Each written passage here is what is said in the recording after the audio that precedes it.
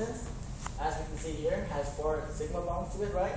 So these carbons here, sp3, because it has 3 hydrogens, or 3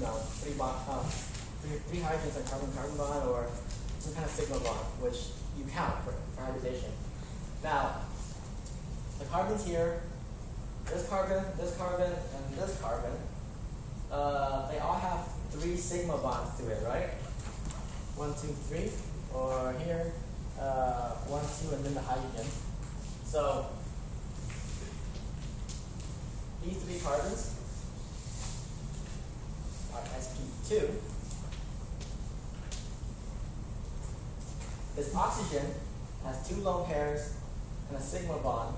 The lone pairs do not participate in pi bonding, as I told you, because it can't flow down here.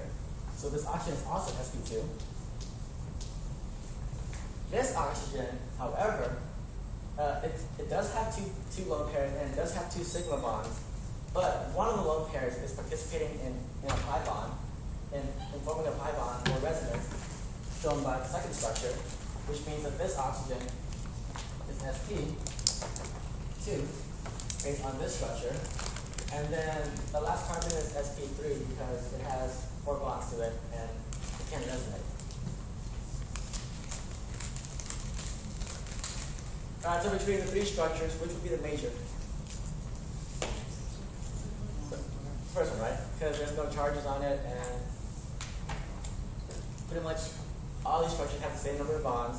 But if you look at it, right? Keep taking everything into consideration. Every one of these have octets. Every one of these has the same number of bonds.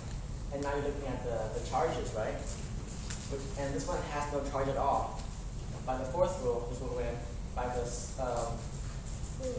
the 3rd rule, this would also win because neutral molecules are happier than charged molecules in any case.